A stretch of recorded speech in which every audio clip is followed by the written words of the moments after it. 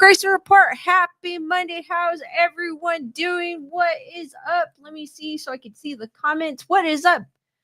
Tammy, D Nice, Wendy, both Wendy's, Carol, Denny Rose, Matthew, and Gunner Girl. How's everyone's weekend? Or how was everyone's weekend? What's up, Tyrana? While we wait for people to trickle in, did anyone watch anything interesting?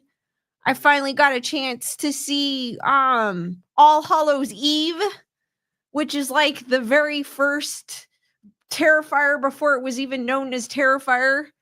It is completely different. I do recommend it. It is on Tubi, which is a free app. It has a bunch of free horror movies on it. If you guys are looking for some cool horror movies to watch, Tubi is like the place to go.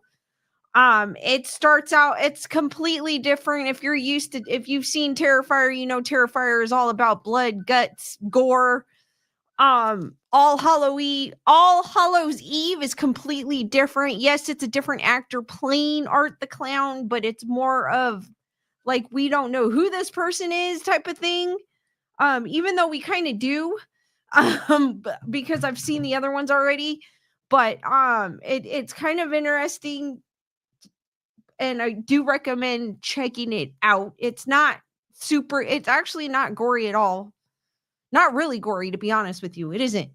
And you can tell it's low budget, but it's still good nonetheless. And I did enjoy it. I actually thought it was better than Terrifier.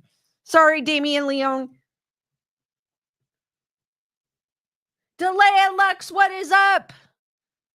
Danny goes, it's been a sucky 2 weeks. Going to call the clinic tomorrow. Had an accident Friday. Think I need a cast. Oh, sorry to hear, Denny. I hope that you can get that straightened away and taken care of. Oh, that does suck. Hopefully it's not broken and it's sprained or something to that effect, so you don't need a cast. But either way, I hope that you get it fixed and taken care of so that you could be more comfortable, I should say, because that sounds like it's painful if you think you need a cast. Heather, whatever, what is up? Matthew. Also, too, Matthew shared a trailer. It's on my Discord. It's Night of the Zoopocalypse. It is from the mind of Clive Barker. It is animated. I am not a big fan of animated. There's only a few animated movies that I do enjoy. And I can count them with my fingers because I'm not a huge animated fan. But actually, I thought this was kind of interesting. It is like, it's got the kid flair to it, but it also has a spooky side to it, and it's cute. So if you guys haven't, that trailer is up. So if you guys want to check that out after the stream, and are a fan of Clive Barker, like I am, because I'm a huge Hellraiser fan, and it's not what you think. It is like a children's animated. Check it out. It's Night of the Zoopocalypse, and it's super cute.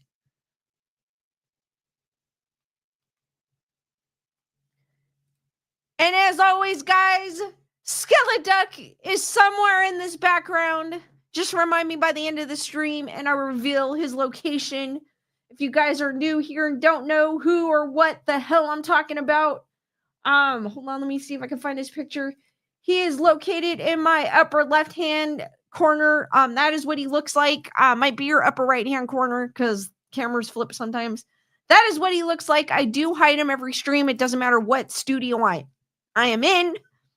This one's a little bit harder to hide things in because there's not as much in the background, but he is somewhere in this background. Just remind me by the end of the stream because I will forget.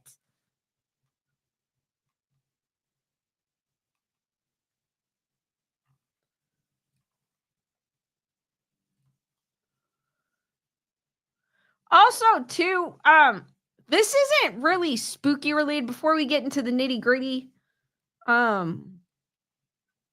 thought this was kind of crazy because I know I've talked about Disney in past streams about it being haunted, and that I probably would never go because I think it's a ripoff to go to Disney, especially here in SoCal. And it seems like every month they're raising prices.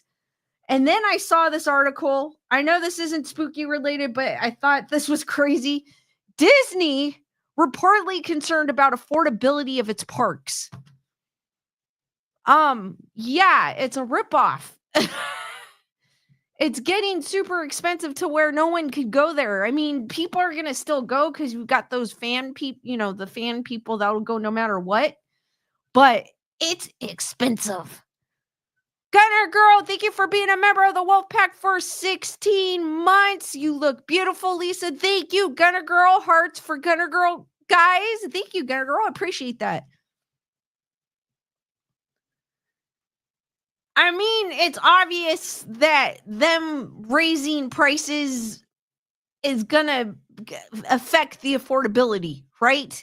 And I get it, inflation, also to the raising of the minimum wage in certain areas here in SoCal also affects that, because they have to be able to cover, they have a lot of other things that they have to cover, but I just feel like they are money hungry. And I don't feel like it's like, I feel like they're just in it to make money and not what it was originally intended for.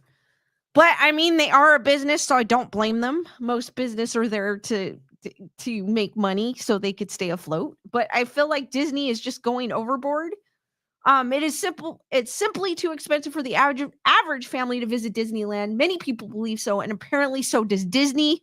Then why do you keep raising your prices? There's a lot of people that aren't buying the passes because the prices are super expensive.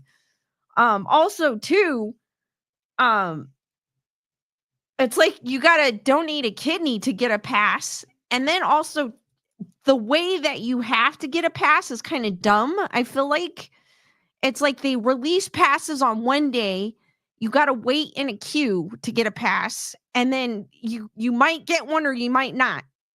And if you aren't able to make it on that day, you're SOL kind of thing. And I think that is like a stupid idea. Where's the time where you could just go online to your convenience and just, you know, get the tickets? I mean, you can regular tickets, but the passes you can't. They block them off. According to the Wall Street Journal, conversations have been happening at Disney about whether middle-class families are simply being priced out of going to Disney resorts and theme parks. It now costs more than $200 to visit Disneyland on the popular days. Passes to skip lines can add up to $450 on top of that, not to mention the hundreds of bucks you might have to spend on food and souvenirs. Exactly. That's where a lot of the money is, the food. The Wall Street Journal, citing Disney insiders, says Disney executives are starting to think that unrelenting price hikes have gone too far. Yes. The Journal says internal discussions have focused on whether the happiest place on earth is now a bit of a downer for most families with young kids. It is, because the families with kids can barely afford, to pay their mortgage in some cases. So how are they going to afford to go here? I mean, obviously it's a luxury to go to Disneyland. So obviously you're going to keep your priorities in straight, but it's also a staple kind of here in SoCal growing up. That was where I went. But then of course it wasn't $200 when I went as a kid. I remember way back then the tickets were like $50 and now 200 plus. It's crazy. But I get there's inflation. I get there's, it's the sign of the times. I totally understand that. But if you want people to come to your business, you kind of have to draw the line in some ways. Heather, whatever goes Disney, knock it off. Not cool and way inflated. Skiing is like that too. Disneyland sounds too complicated to me. I'm not patient and I'm certainly El Cheapo. I think most of us are, Heather, whatever. That's why I don't go. Unless you know someone. If you have a hookup, then that's a different story. Heather, whatever also says they sure have. I love Disneyland, but now maybe it's way down the list. Wendy goes, I've been maybe 5 times. I've gone to Disney World once. That's when I was many moons ago when I was in, I think it was the summer between 6th grade and 7th grade for me. I had a blast. Don't get me wrong. I had a blast. All I remember when I went was the weather. I will never forget the humidity. That was a blast. I mean, if you want a family friendly place to go, that is definitely a place to go. But honestly, Carol's never been. Brandon, what is up? How's it going? Shelly, how's it going? I remember when we bought books of tickets for 35. Wow. Disney's own surveys have found that the percentage of people planning return visits after visiting the park is declining, and that is the key reason. So what do you do? Well, it's a very simple choice. Do you look after the interest of your customer, or do you protect the profits of your shareholders? Which, I mean, obviously, I feel like if you don't have people coming through the door, you're losing money. And I'm pretty sure that the sales of passes have gone down, especially like I said earlier, the way that they do the passes, I feel like is not like the best way of doing it. And I get it that you want to protect the profits of your shareholders, but at the same time, if you don't have people coming through your gates, you're not making money. Which way is Team Mickey going to go on that one? For this time being, Disney still seems to believe that they're offering great value for the money. And I think many people will agree with that. I don't think so. I think it's a ripoff. That said, a recent survey conducted by Harris Poll found that about 3/4 of respondents believe Disneyland's now financially out of reach for families. Very true. I do agree with that. That's something that Disney is paying attention to. However, the company is calling that survey flawed and misleading. So, guys, what do you think? Do you think Disney, before we get into the spooky wookie here, is ripping people off? Like I said, I understand they're a business, any business. I totally understand. If they have to raise prices to keep the doors open, I totally understand. Especially some of these mom and pop shops, they have to do what they have to do. Disneyland, on the other hand, I get it, they're a business, but they've got other, it's not just Disneyland. Like they've got other, they've got other different, ventures that they have within the one thing.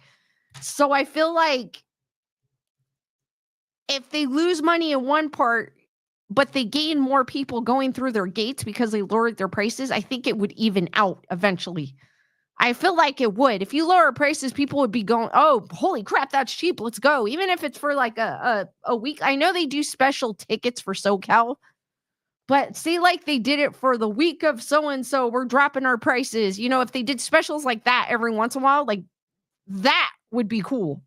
I feel like that would bring people through their gates and they would still be able to offset the costs. Because it's probably super expensive to keep all the electricity too, and then paying for the land. I'm assuming they're paying taxes or whatnot on the land. I'm not sure. I don't know how that works, but I'm sure they're paying to keep the lights on. They're paying for other, obviously they got to pay for their employees. They've got to pay for, other, the food, the costumes, etc. So there's all that you have to consider, but still, I feel like if they lower prices, it's not going to hurt them. It really isn't. I feel like it's not, because they have so many other ventures. It's not just Disneyland. Like they have Disney World, they've got Disney Studios, they've got, the movies. And I feel like if they do that one thing, the more, even if they lower the cost, if they get more people through their gates, they will make more money in the long run. Heather, whatever goes, Disney World got tax breaks. Tyrana goes, it's very expensive, so sad.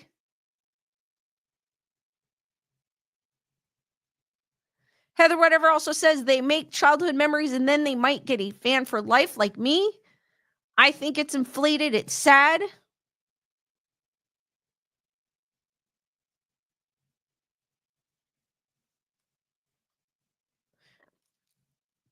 Shelly goes, yeah, theme parks are not affordable anymore. Emily Parkinson, how's it going?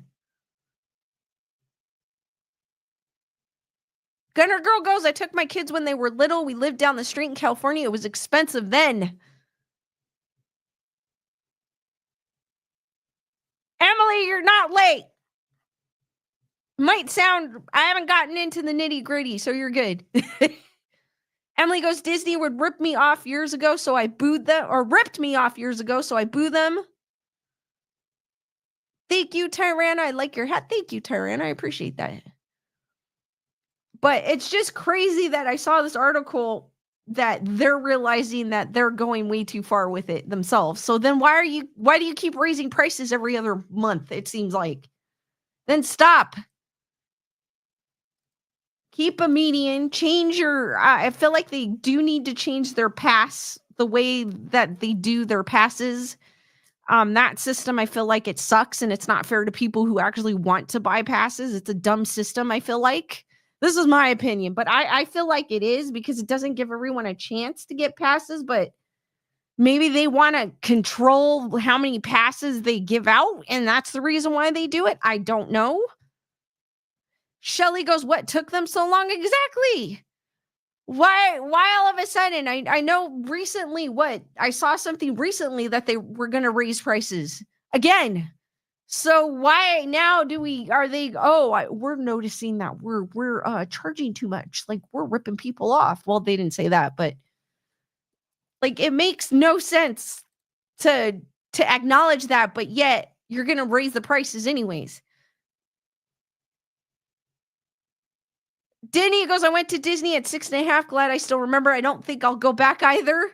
That's the reason why I haven't gone back. The prices. Shelly goes, I remember the wax museum too. We still have, Shelly, we have there's a wax museum in Hollywood, actually. And there's one in Vegas too.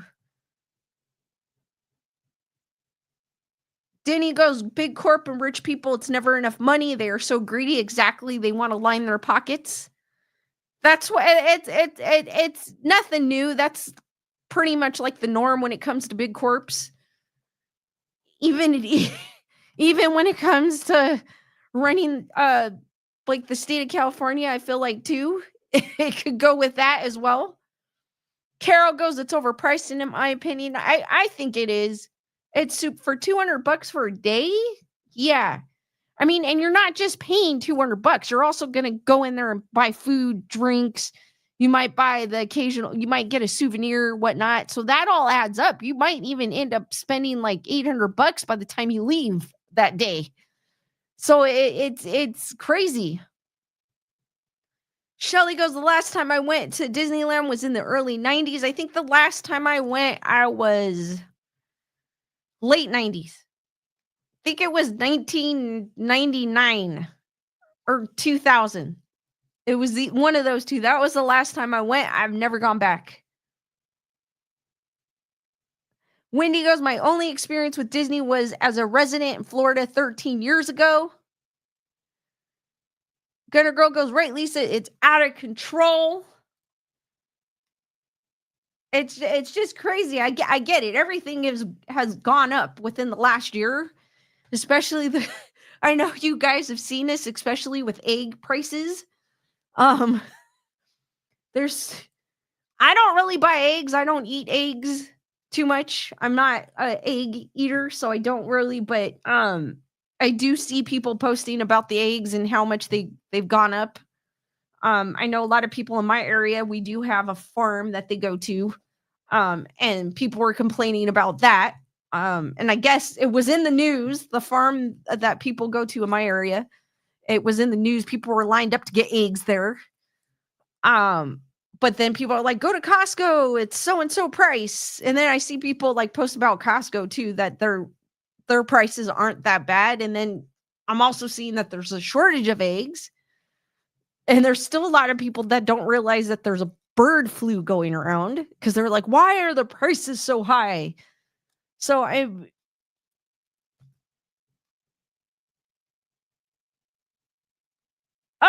forget that. Emily goes, I paid for a platinum package stay. My husband passed and I canceled. I got nothing back. Boo, Disney. That sucks. Shelly goes, it's worth having chickens. I saw an article where people are considering putting chickens in their backyard, but there's a lot of cities that don't allow that. Mine, for example, don't. So we can't have chickens in our backyard, fortunately, but there's a lot of people that are considering that. But chickens are hard work too. They don't just lay eggs.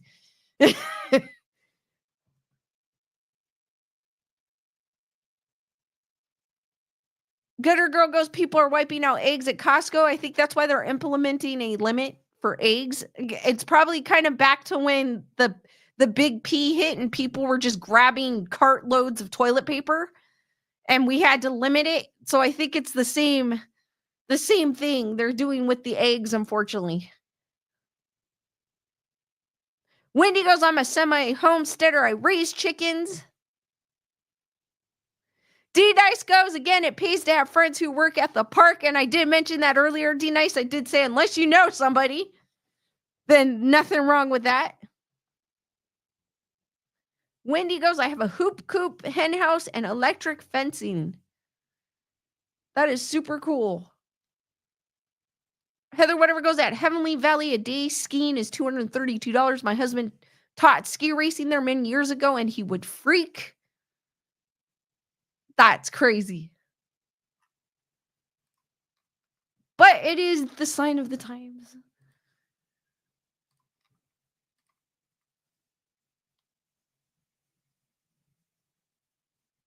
That really sucks, Emily. I don't blame you for saying F Disney. I don't really like Disney myself. Like whenever I accidentally click on the remote, because you know most remotes, like I'll go with this one for example, they have a Disney Plus button. Mine doesn't. Luckily, mine at home, but the ones here do. And when you accidentally click on it, I'm like, blasphemy. Because I don't like Disney. I don't. I personally don't either.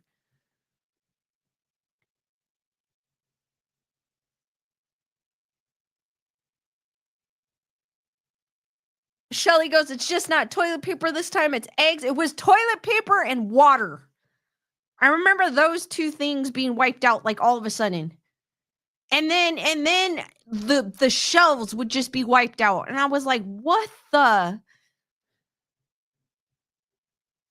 Carol goes, I would rather pay for a Hollywood vampire concert. I mean, to be honest with you, I think I would have more fun at a concert or a rave than Disneyland.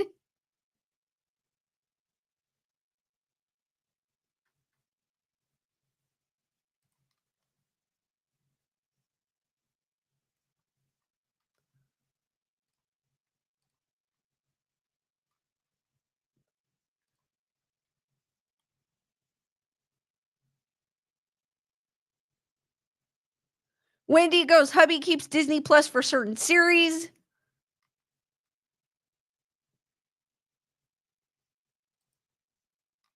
So I know this is local before we get into the my main topic here. This is local to us. Homeless woman found beaten to death at Santa Monica Beach. It's crazy. I feel like every other day, especially in my little city that I live in, because I have the crime app, it's almost every day that something pops up like man with a pew pew, literally at Jack in the Box or something like earlier today. There's a guy with a long knife at Jack in the Box, and then I guess there's some guy walking around terrorizing people, and he gets arrested, and then they throw him back because I guess they don't have enough to keep him in jail. And he's going to, I mean, luckily it's not by my neighborhood. It's like on the other side that he's walking, but it always crosses my mind. Like I have not seen the guy, but it's crazy. Like the amount of things that are happening when you don't think they're happening, but they are happening.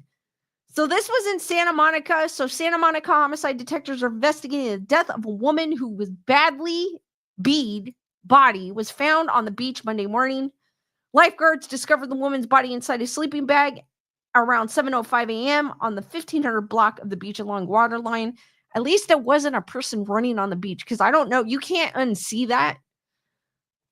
I mean, it was a person in a sleeping bag. I would have probably just, you're walking on the beach and you see a sleeping bag. You probably automatically think it's like a homeless person or something. So you wouldn't check, but the lifeguards did check.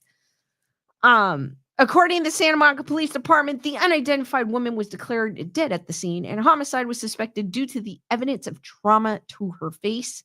The woman's identity has not yet been determined, but police believe she was about 30 years old and homeless. The case is being investigated as homicide, and anyone with information is urged to contact the Santa Monica Police.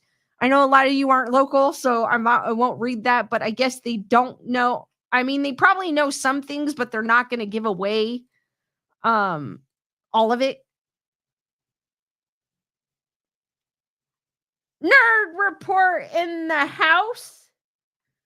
Nerd report goes Disney's Plus sucks.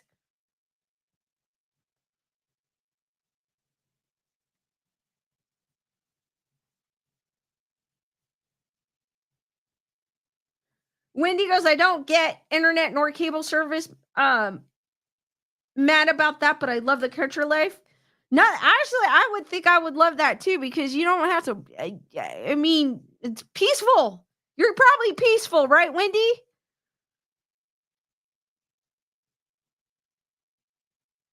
Emily goes, my daughter pays for Disney Plus, not me. Yeah, I don't pay for Disney Plus. If it came along with something, then yeah, I would have it.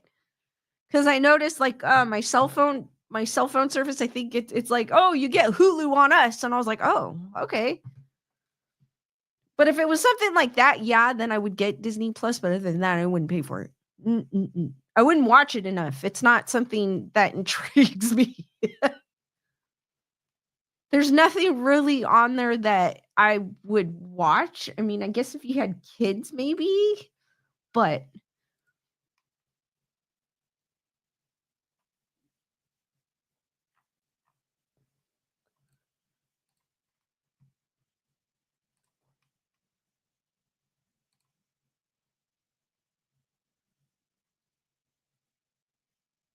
Matthew goes, mine is free. Charter and Spectrum Cable gets it for free along with Max and Paramount Plus.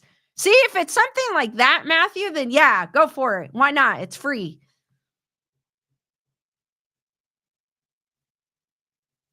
Wendy goes, peaceful to a point. Don't mess with my family as we own half the land. Neighbors suck. Yeah. Well, I mean, neighbors suck in general. It doesn't matter where you live.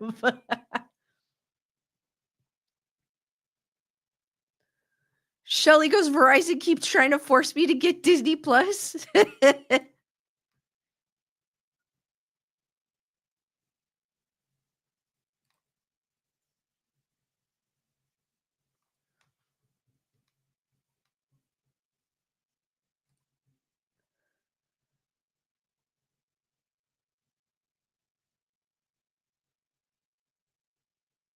Oh, that's right, too. Heather, whatever reminded me, if you have Walmart Plus, you get Paramount through there.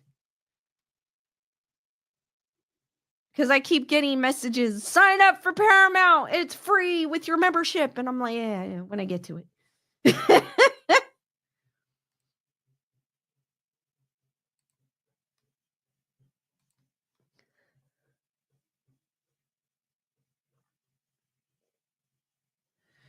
So, to get to the nitty gritty here, and yes, you read right.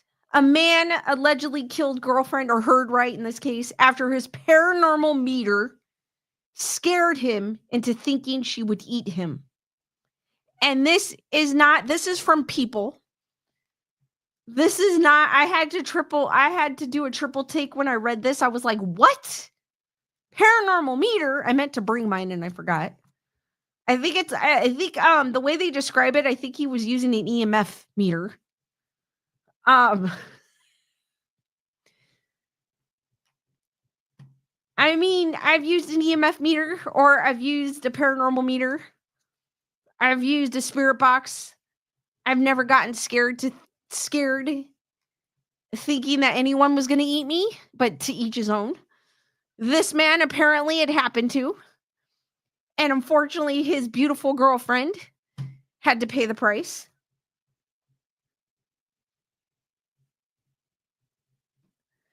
A Pennsylvania man will stand trial for murder and other charges after allegedly confessing to killing his girlfriend in January, claiming he did it out of fear of paranormal activity. So this kind of goes back to, I know Insidious, I think it was Insidious, The Devil Made Me Do It, is based on, I want to say loosely based, because a lot of those, even if they're based on a true story, they're kind of loosely based because sometimes the director takes creative liberties, but it's based on an actual crime where a guy says that he was possessed by the devil. This one wasn't where the guy thought he was possessed by the devil. And he ended up killing someone in the process. There's a lot of people that think it's mumbo jumbo. But with this one, I kind of feel like because he said an EMF meter, this one kind of takes the toast. I feel like, yeah.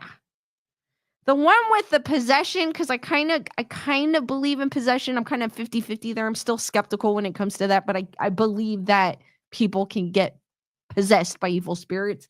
Can the evil spirits make you do something? That's another story. I have never been possessed, so I couldn't tell you. I don't know anybody that's been possessed. It's just what I've seen on documentaries or on, ghost hunting type of shows where they show, or where they talk about, possessions.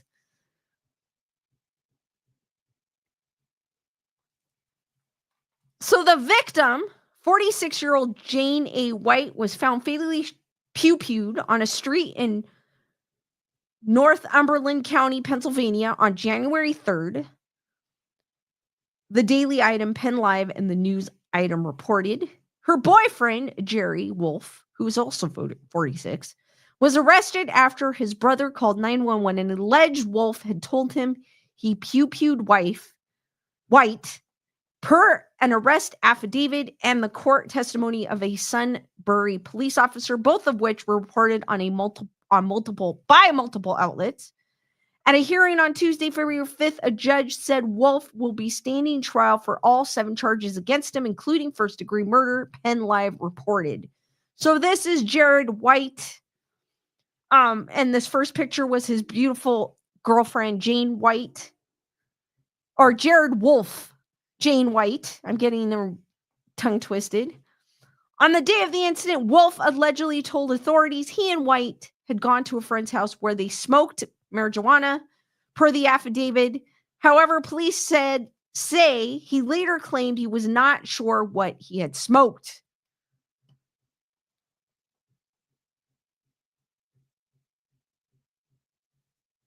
Matthew goes, can't get possessed unless you want to be, because you have to invite them of your free will. Also, too, I think it has to do with, I don't know if it has to be, but I feel like I see this everywhere. Like if a person isn't baptized, I feel like that I don't know. I feel like that also too has something to do with it. I don't know how true it is, but I always see it floating around like, oh, that person wasn't baptized. He then said he put a paranormal meter up against a statue and claimed the high reading on the purported meter scared him. And this is why I think, because it said high reading, this is where I think he was using a EMF detector or something to that effect. Because an EMF detector, when it does detect any signal, it beeps at different lights. Like there's red, green, yellow. So different colors signifies different like strengths. So that's the only reason why I think, or he might have been using a what do you call it? What is it called? There's another meter too that I cannot think of the name of it off the top of my head. I'm brain farting. It's one I want that I don't have. Hold on.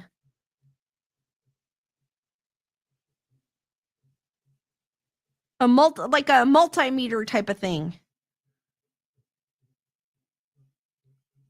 That I can't think of what the name of it is. I'm always forgetting things lately. Hold on.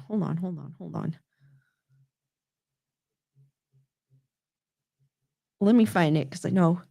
Tri-field meter. It is an EMF meter, but like the tri-field meter where it does the, like it's not digital, but it has like the analog, like the little hand, like a watch.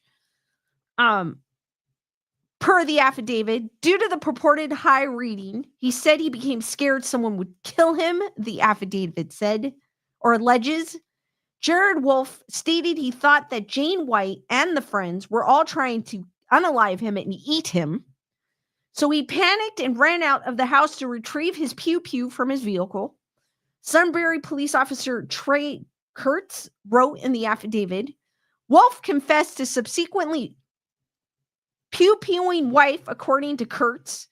White was pronounced dead at the scene by the coroner, who determined she died from a pew-pew wound to the chest per the news item. According to the National Gun Violence Memorial, White was an artist, photographer, and caregiver who left behind 2 children. She was an amazing mother in person. Her life was taken from her with no reason at all, reads an anonymous note on her memorial page. I think about you every day, Mom. I love you so much, reads another comment. Lisa Boo, what is up?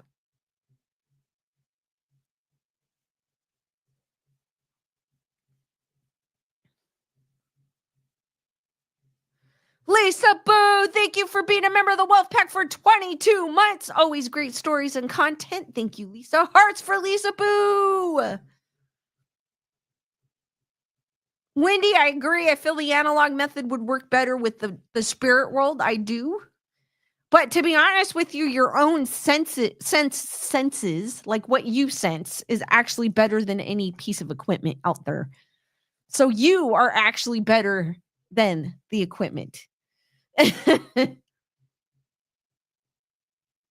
Wolf has been charged with first-degree murder, third-degree murder, and 2 counts of aggravated assault, among other offenses, according to online court records reviewed by People. Plea information was not available in the court records. His defense attorney did not immediately respond to a request for People for comment. But it's sad to think that this mom of 2 lost her life because her boyfriend got scared from a paranormal meter. But then again, they were smoking the big M, but he actually doesn't know if that's what he was smoking. So that can impair your judgment. But it's sad to think that could happen. It really is. Over a paranormal meter. I mean, we get scared of going into a dark, place that we've never been to. It's going to produce a scare. I mean, we're going to get scared. Obviously, some people won't, some people will, some more than others. It's going to happen.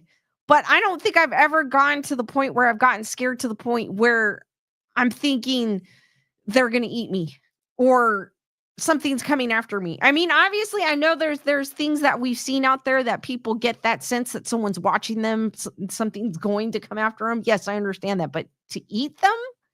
I don't think I've ever felt that ever.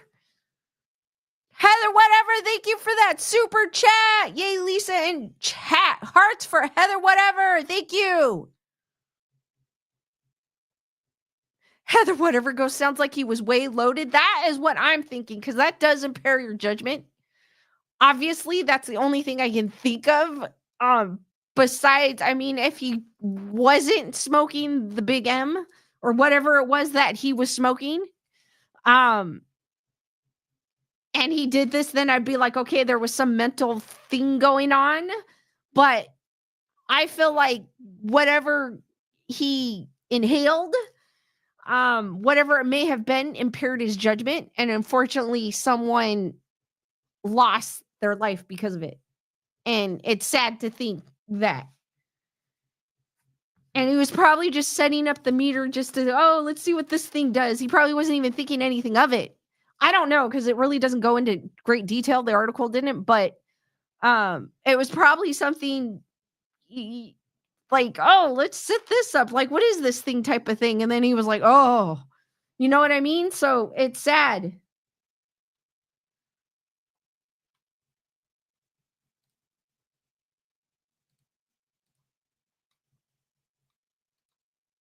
But it's kind of crazy to think, though, that he admitted to it, too. Because the first thing off, if anyone says, "Oh, the paranormal meter told me I got scared and it said they were gonna eat me," who in their right mind is they're gonna automatically think you're 5150 right off the bat.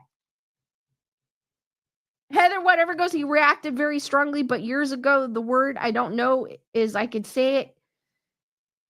In came from people who did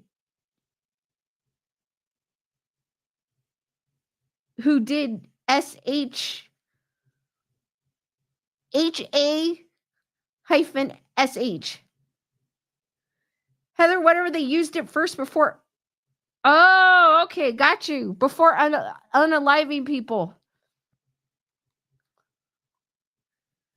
But a lot of times too, it's not if you ever hear, I feel like we're always hearing someone, passing away because of drugs or whatnot. A lot of times the drugs aren't what they are. Like they're mixed with something else. Unfortunately, and that's the reason why a lot of this stuff happens, or someone doesn't make it because of this or a combination of other things, which is it. I mean, I've never done any drugs. I will never do any drugs. I don't see the need to do any drugs, but it's sad, to think that Lisa Boo goes, yes, tainted. Yeah, tainted. It's sad to think that someone lost their lives because something was tainted or they thought it was this and it ended up having a different reaction to it. And it's sad. It's sad. Heather, whatever goes, right, they have extra chemicals. Exactly. And then Wendy, I think, mentioned earlier, it's not the same as when she was. It's not the same as years ago, which I agree with you. It's not. It's a complete different entity now.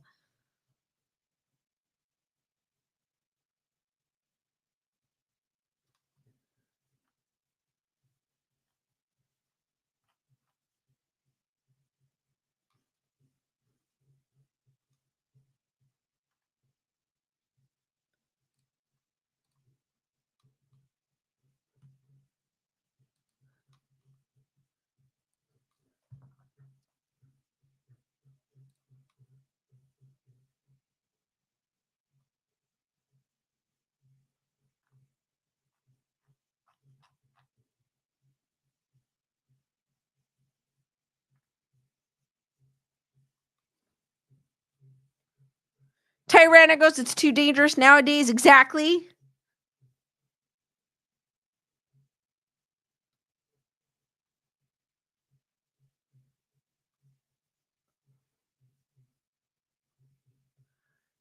Wendy dabbled legally, which is the best way.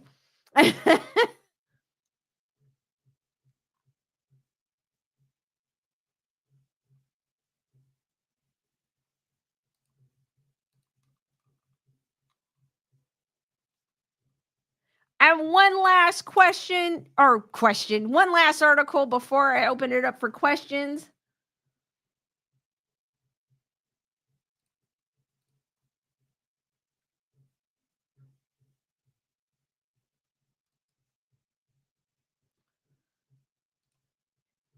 And I had to share this. It's 10 horror movies nobody wants to see a remake of. And you guys know what my take on remakes are. It seems like every movie nowadays that I've heard that is going to be coming out is a remake or reimagining. I don't mind prequels. I kind of enjoy prequels because it actually kind of shows the story about, before the actual movie happened. So I don't mind those. But a remake, it's just, or a reimagining, it's just like, don't mess with the originals. They're classics for a reason. And I want to see something. I want to see something original, something different, something, I don't care if it's like like if it's horribly bad. If it's different, I'm all for it. You know what I mean? I'm willing to give it a look because I've seen some that have been different, but I mean, obviously you're going to have those low budget movies and it's not going to give you the if like some of these high budgeted movies. Not to say that they're bad, they're not, but I like the idea is good, it's just the execution isn't. But this is 10 horror movies nobody wants to see a remake of. Remakes seem to be everywhere these days. Exactly, they're everywhere. It seems like it seems like people lost their creativity. It doesn't matter from what era, from black and white to ones from only a few decades ago. Many iconic flicks have gotten the remake treatment, sometimes with no success. While there are remakes of different films from multiple genres, horror is where one can find a lot of them, and it seems like it lately. And it's the same. It's not just in movies. I've noticed it also in music. It's like the DJs. I'm going to name David Guetta, for example. It's like he lost his creative streak and he's remaking like songs from the 90s. And I'm like, obviously it's going to be a big hit because they're going to play it on the radio, and usually with those songs they play them every hour, and I'm not kidding you, they do. And people like what they know, and that's probably what also brings them to festivals. They want to hear that particular song. If you don't play that song, they get, PO'd. But it's like what's going on here? I get it, it was a hit in the 90s because it was a hit in the 90s. Leave it that way. Don't bring it back and reimagine it now. But again, it's going to become a hit no matter what, because like I said, they play it on the radio. So it's no different here with movies and in music. It's like it's almost hand in hand, it seems like. There have been many great horror remakes like David Cronenberg's The Fly and John Carpenter's The Thing, but there have been plenty of unfortunate duds.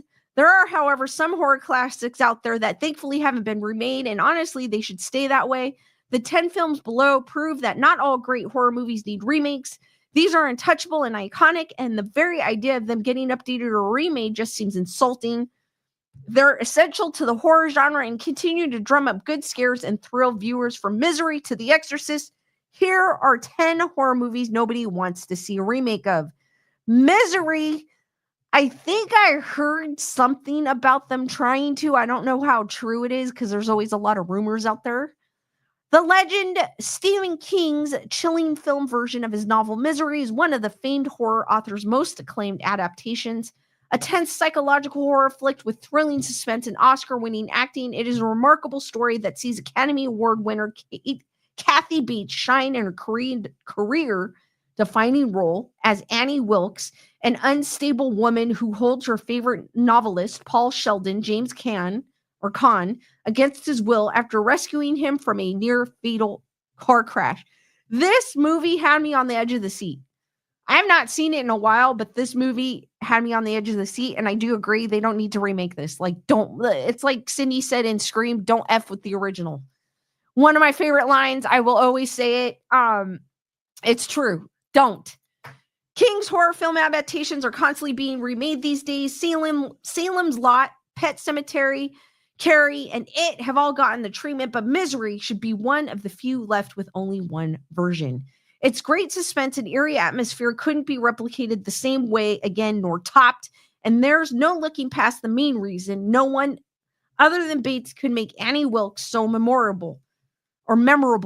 While Lizzie Kaplan was decent in the role in the Castle Rock Hulu series, Bates' performance will always reign supreme as a definitive version. While a remake of Misery doesn't seem like it would be all too bad, it just doesn't seem likely it could come close to reaching the level of quality its predecessors reach. And I feel like that it's true. Like with a lot of the remakes, you don't get the same impact, I guess, or same reaction or feelings like when you first saw a certain one and then you see the remake and it's like, what is this type of thing? Or it ends up being a dud because they want to change they try to change it too. I noticed, like with a lot of with Candyman, I feel like when they redid it, it wasn't the same at all. And I didn't like it. American Psycho, they're already talking about redoing this, so I'm surprised that they put this on here. And this article was written a day ago. And I agree, no one should replace Patrick Bateman. No one. The turn of the 21st century started off with a bang thanks to early 2000 horror hits like American Psycho, a darkly comedic, chilling cult classic. This one is a favorite among many horror buffs. It tells a thrilling tale about a New York Wall Street streeter, Patrick Bateman, played by Christian Bale, a banking executive by day and a deranged serial killer by night. I remember seeing this one in the theater. American Psycho has only grown in popularity in the 25 years since its release, from the memorable lines and bloody kills to the iconic, thought-provoking ending. It was continued to be rewatched and always praised. This one captured lightning in a bottle that honestly couldn't be repeated, especially when they tried to do it again with a highly unnecessary sequel, American Psycho 2. I don't even think I saw the second one. I didn't even know there was a second one. This one has great moments and an incredible lead performance that a remake can never top. It's best to leave this perfect the way it is, and I agree with this author of this article. Do not replace Patrick Bateman. It should stay the way it is. If you guys are familiar with they're kind of metal band, Ice Nine Kills. They were at Mad Monster one time. They have a music video, because they do music videos, or songs, I should say, not just the videos, but they do songs. They had a whole album that was songs of their favorite horror movies, because the lead singer is a horror movie fan. In fact, they did one for Terrifier, which is out there on YouTube if you want to search it out.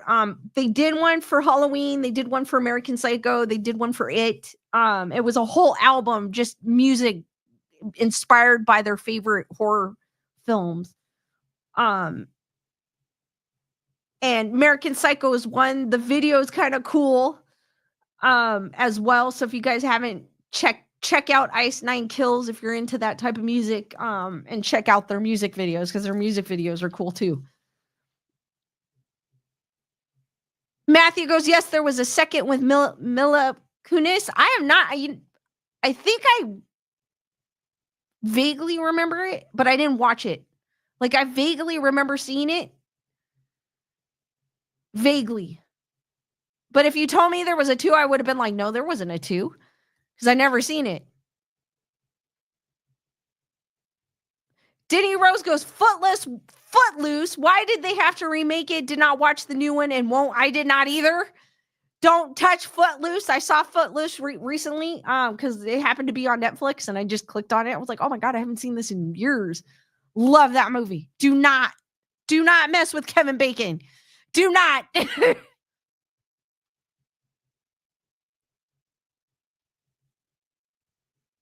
Carol goes, just like 50 Shades of Grey, the movie isn't even close to what the books are. True. 9 times out of 10, I'm going to give them that 1%, Carol. The book is better. 9 times out of 10. Sometimes I'm impressed with the movie from the book. Don't get me wrong. There have been a few, but 9 times out of 10. The Blair Witch Project, Blumhouse is talking about remaking this. And I've said it before that they should not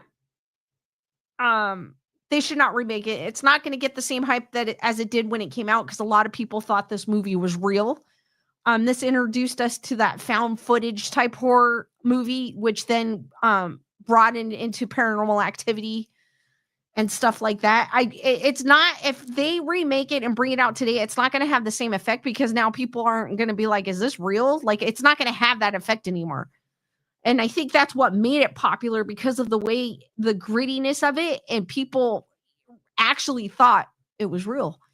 Horror History was made in 1999 with a little low-budget passion project film that changed everything. The Blair Witch Project is one of the most significant horror movies ever made, a widely successful game changer that ushered in a new wave of indie horror films and popularized the found footage subgenre.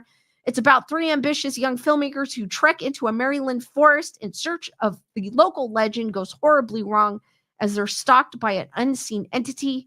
The Blair Witch Project became a massive commercial success thanks mainly to a brilliant marketing strategy that fooled most audiences into believing the footage on screen was genuine. This was a key component that made it so memorable, which unfortunately means attempting to remake it with the same strategy again could never work, exactly like I had said. nor would it come close to having a significant impact, like I said as well. Audiences have become well aware of the viral strategy, and its effectiveness has certainly dwindled in the years since its release. A remake feels pointless at this point, and any attempt would be as special as what the original already is. And I agree. I totally agree with that one. Like I said, it's not going to have the same effect as it did back in 1999. Again, people thought it was real. That's what drew them to it. And obviously, if there's a lot of hype around something, people are going to watch it. If they do it again, people are like, oh, that's not real. That's that movie from 1999. It's probably not going to have the same impact. It might not have the same interest. I mean, there's still people that will go out and watch it. People that probably weren't around or watched horror movies in 1999 or in the 90s would probably be interested in it. But I think the rest of us probably won't. So they shouldn't do it. But Blumhouse is already talking about making it. And I'm like, no. Number 7, Peeping Tom. I have never seen this one. It came out in 1960, so I'm not too familiar with this one. Iconic slasher movies are constantly getting rebooted or made these days, so many of them, like Child's Play, Friday the 13th, and Black Christmas, have been given a fresh coat of paint in the last couple of years, and they're mostly inferior. Thankfully, one of the first slashers hasn't gotten this treatment, and that's Peeping Tom. I have to check this one out. The proto-slasher classic from 1960 about a serial killer who taps his victims' last moments, or tapes. They put tapes his victims' last moments of fear, which it looks like he is holding a video camera. It can't be understood how influential Peeping Tom is to the slasher subgenre and horror as a whole. Its eeriness and violence made it stand out at the time, and it's one of the few older horror classics that's still disturbing today. A remake can never be as inspiring as this one, and it will continue to influence more horror movies. There's a lot of gratitude that needs to be given to this one, and a remake would just be an insult.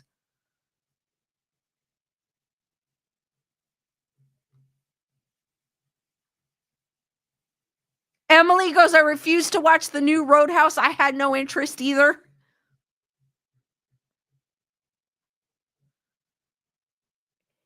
Heather, whatever, goes, Rosemary's Baby, scary book, scary movie. I did see the movie. The movie's like Rosemary's Baby. If you haven't seen it, it's more like a mind F. But it kind of has you watching it like you're like, what the? I have not seen what is it, Apartment 6A? That's on Paramount. That's supposed to be I don't remember if it's like a prequel or I think it's a prequel. It's a prequel, but I have not seen it. But it's supposed to be a prequel, and I think it was on, no, not in Paramount Plus, it was on Apple TV. I think Paramount Plus or Apple TV, I don't remember because I haven't seen it. It's on my list, but I haven't seen it. Dusty, how's it going? The Karen Show, what is up? The Sixth Sense. I loved this movie when it came out. It's probably one of my favorite M. Night movies. I love pretty much all his movies. There are a few that I don't like, but there's a few that I do love, and this is one of them. Ending the night, and then he did such a wonderful job. And the twist that I think M. Night is losing his touch though with the twists. That's the one thing I like about him is the twist and how he kind of tricks you. It makes you think, you know what I mean? I like movies like that where it makes you think while you're watching it, like who's the killer or what's going on here. But with Trapped, he lost that. I felt like it got lost in translation with that movie. Ending the 90s for horror genre on a high note, M. Night Shyamalan's masterpiece, The Sixth Sense, is a modern horror classic that grips people from beginning to end. It stars Bruce Willis as a caring child psychologist who tries to help a scared little boy, Cole. Haley Joel Osment, he did an amazing job in this, come to terms with his unique ability to see and communicate with the dead. When he saw the ghosts, I was like this.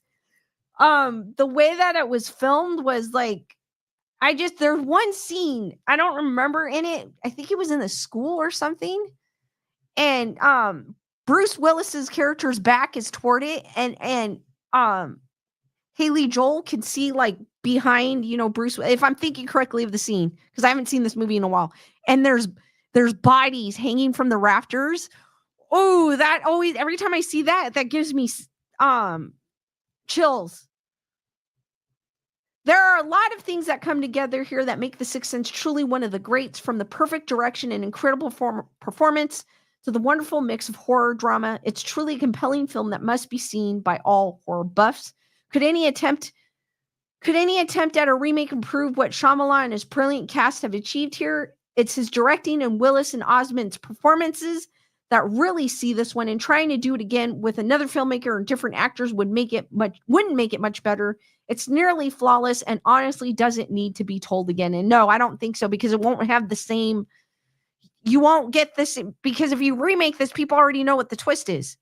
So you won't get that same reaction with the remake as you did with the first one. You won't get that same, there won't be that same feeling watching it again, because you already know it. It would probably be boring in a sense, because it's something you've seen already.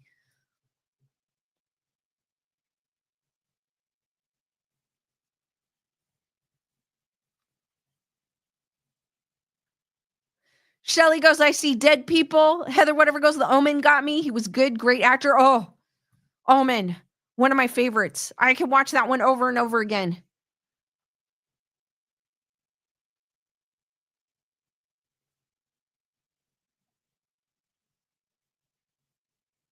Dusty Lane goes, yes, in the schoolhouse, because I haven't seen Sixth Sense in a while, but that is one of my, or where there's another scene, or where he's in his house, and then the kid that walks by with the part of his head missing.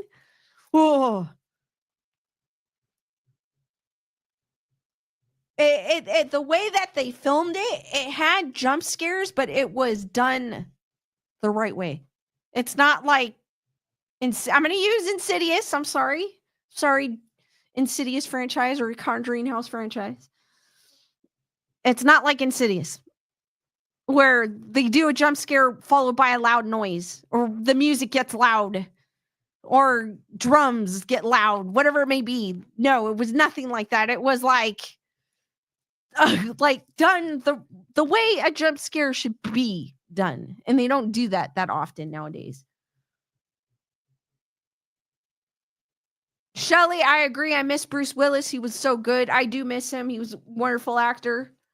Unfortunate that he has a debilitating disease. I do feel for his family. I've gone through that, so I do know what they're going through. It's hard. It's hard to see that. Predator.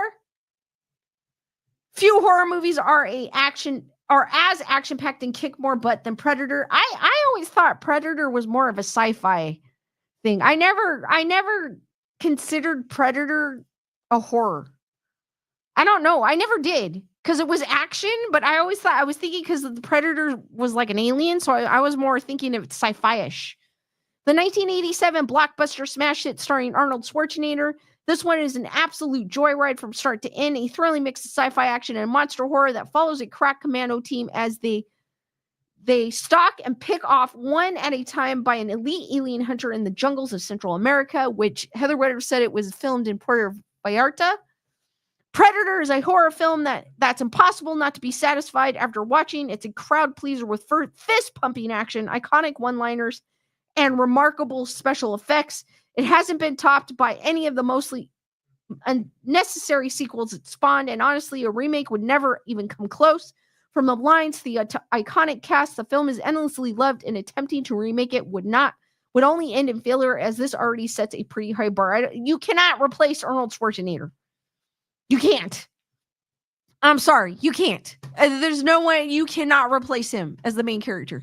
If they remade this, I would lose interest, because to me, this movie has Arnold Schwarzenegger in it. No one can replace that for me. The Silence of the Lambs. Anthony Hopkins is amazing actor. He's an amazing actor. In whatever he's in, he does a beautiful job. This is no different. He was eerie in this. Some movies can't be remade because they're just too perfect. Take The Silence of the Lambs, for example, which is one of the most acclaimed horror movies of all time, starring Academy Award winner Sir Anthony Hopkins and Jodie Foster. It's brilliant psychological thriller that sees a rising FBI trainee as she tracks down an elusive serial killer with the assistance of an intelligent convicted murderer. It's a Best Picture winner that has become a staple of cinema, one with flawless performances and iconic moments. Undoubtedly, no one wants a remake of this because it's so beloved by many, not just by horror lovers. Not many actors could do what Hopkins and Foster did with these memorable roles, and the acting is truly hard to beat. A remake would not only be unnecessary but futile, as nothing can top this absolute masterpiece. And I haven't seen this one in a long time. But Anthony Hopkins, he is one of my favorite actors. Usually, if it's a movie he's in, it always enjoy seeing him in whatever role that he plays because he does an amazing job. And if you follow him on Instagram, he's always playing the piano, and he has his cat. So I do enjoy hearing him play his piano when on Instagram. So if you ever want to catch him playing piano and see his beloved cat, check him out on Instagram. Lisa Bugo's Silence of the Lambs is so good.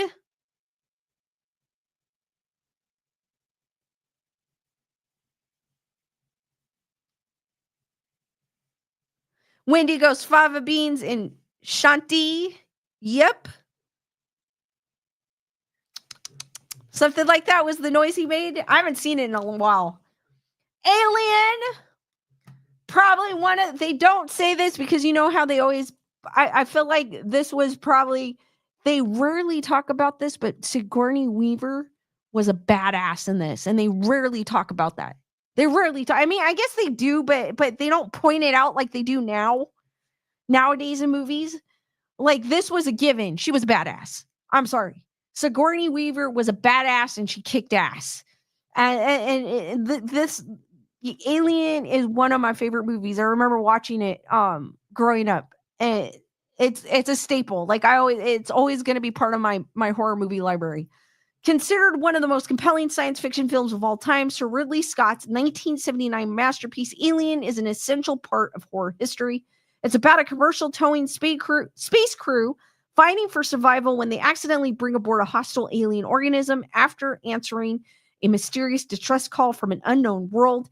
Alien is a film that still holds up incredibly well. Everything from the Oscar-winning special effects and production designs to the alien costume and how it uniquely portrayed space travel looks like it could easily have been made today. It already looks spectacular, so there's already no point in remaking this one, especially since it spawned a hit franchise that's still going strong today with the recently released Alien Romulus, which I enjoyed. I know there's some people that didn't like Alien Romulus, but I did enjoy it when I watched it. I had a blast watching it. It's still, I felt like this Alien Romulus really tied into the horror element of Alien, though Alien's scary in itself.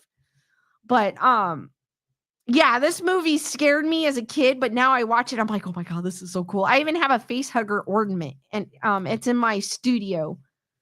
You actually could see it on screen, but it's not in this studio, my other studio, but you could see it in the background. I have it hanging in the background. Jaws should never be remade. I agree. Any shark movie that comes out today could never top what is considered the best. Jaws. You're going to need a bigger boat. The mega blockbuster that helped define the horror genre in the 70s, the Steven Spielberg directed classic has everything from adventure and excitement to terror and suspense. It stars the late Roy Scheider as a freshly arriving police chief who hunts with two others to find and kill a massive great white shark responsible for terrorizing his island resort community. Jaws shows no sign of being remade anytime soon, and it's for the best. I agree. Please do not remake Jaws. Because if they do remake, they're not going to use animatronics. Or they're not. They're going to CGI the shark, and please don't do that. It's not going to have the same effect. Don't get me wrong. I've seen some CGI that's amazing. But for this, no. Jaws showed no signs of being remade anytime soon, and it's for the best. While literally everyone who's seen and appreciated the film could admit that the incredible fake-looking animatronic shark could use some modern enhancements, That's the only thing people could agree. It is the only thing that can change. Everything else, however, is perfect. We already have a huge list of mediocre, badly CGI'd shark movies that tried to be like this one. So a remake would be no different and never be as enjoyable. Number one, The Exorcist. You're not going to get the same effect as when this movie came out if it came out today. This actually, Ouija boards actually did not have a bad stigmatism until this movie came about, believe it or not. People used to use Ouija boards like they would play cards. It was something that they had in their home sitting on their coffee table. This movie came out, totally changed everyone's view on everything. Especially on the Ouija board. There's no trying to outdo what is already considered a frightening masterpiece. I think they haven't like redone The Exorcist, but they've done possession type movies, and it doesn't have the effect that this one had when it came out. There's no trying to outdo what is already considered a frightening masterpiece, released in 1973 and directed by the late William Friedkin. He is my birthday twin. The Exorcist was the most horrifying movies ever brought to celluloid. It's a chilling story about an innocent young girl who gets terribly possessed by a demon, leading a pair of Catholic priests to try to save her soul. I believe she was 13 when she filmed this, which is crazy to think. It's unimaginable to think of a remake that can try to improve or capture the chilling scares and iconic imagery in this one. The Exorcist is truly untouchable. It's perfectly unsettling and keeps audiences drawn in with its eerie story and compelling performances. The terrifying experience of watching it can never happen in a remake because it wouldn't feel the same or as powerful. Which I agree. I agree with a lot of these movies. Unfortunately, there are 2 movies on that list that already are in talks of being remade, which I don't think they should. But unfortunately, it's going to happen regardless if we say no to it. Emily Parkinson's goes, that's the only movie that freaked me out. That is a movie that it freaked out a lot of people because there wasn't a movie like that at the time that had ever been out that was like that. So to remake that, you won't get the same effect because we've already seen movies like that. There is tons of possession movies that have been out. So it wouldn't have the same effect to us today like it did back in 1973. Heather, whatever goes, The Bad Seed original is not horror, but very freaky. Wendy goes, I saw this as a child. D Dice goes, leave the CGI sharks to Sharknado. Exactly. I agree with you on that one. I have yet to see that movie. I don't plan to see Sharknado. I saw the trailer and I go, what is this? You got to be kidding me. And they have what? How many Sharknadoes do they have? Like 4? I was like,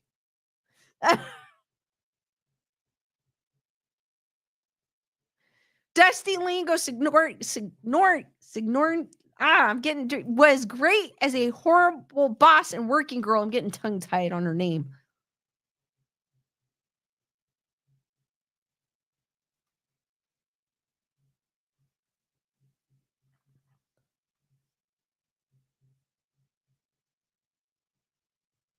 Heather, whatever, I agree with you. Come on, Hollywood, surprise us. I totally agree. Oh, that's a cool. If you guys are on our Telegram, Carol shared a picture of a tabletop sheet. Oh, that is so cool, Carol. That's badass. That is super cool.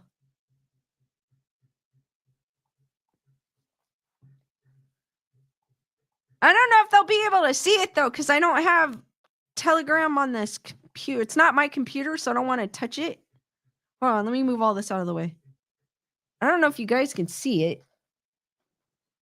Oh, the heck was that? I don't know what I clicked on.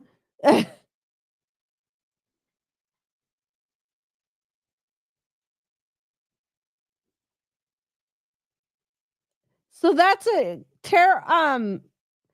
Carol shared this in our Telegram. It looks badass. I don't know if you can see it. What the heck did I click on? I'm like, where did that come from? Like, literally. Sorry, guys.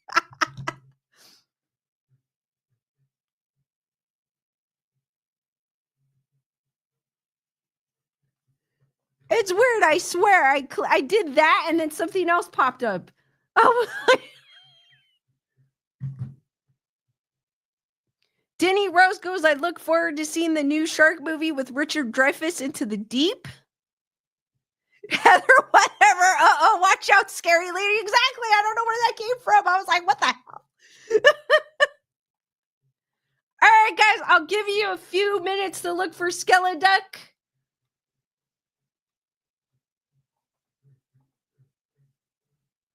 And I will open it up for questions if you guys have any questions.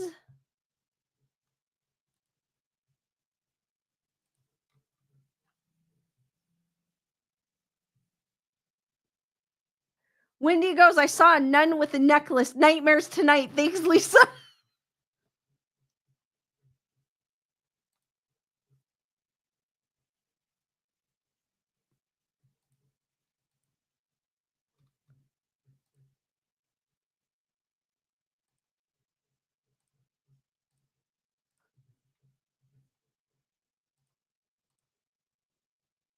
Thank you, Matthew. All right, guys, Skeleduck is right there. Right where my finger's pointed. His head's peeking up. I don't have that many places I can hide him, so I gotta get creative. So he's right there where my finger is. So you see my finger on the left-hand side of my screen, might be the right side of yours. And his head is peeking up right above this banner that I have going on. So if I remove the banner, you could probably see it. Let's see.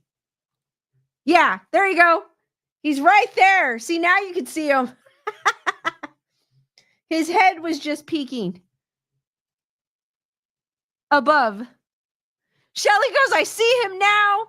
Matthew goes, I knew it. D Nice goes, way off. I was looking to your right.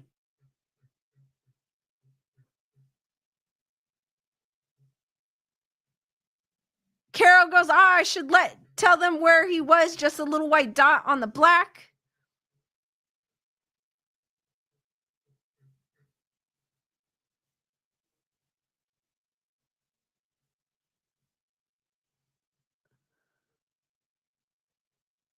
D Nice is asking, has anything ever spooked you in your entire life? If so, what?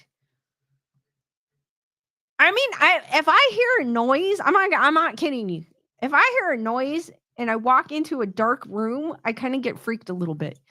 But I mean, I got scared like as a kid when you get scared of things like when you watch a horror movie and then you go to bed, like type of things. I would get scared of that, but not so much now. I don't anymore. But if I do go in a dark room, yeah, it crosses my mind that, oh, what if there's a ghost in here? And I'm like, don't sneak up on me. I don't get like super freaked, but it like crosses my mind. Thank you, Emily.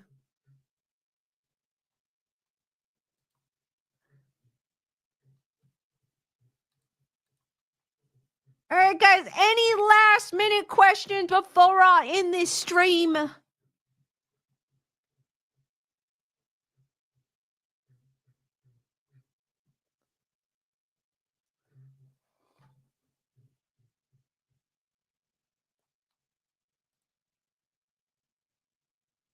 D Nice is trying to think of a way to scare me.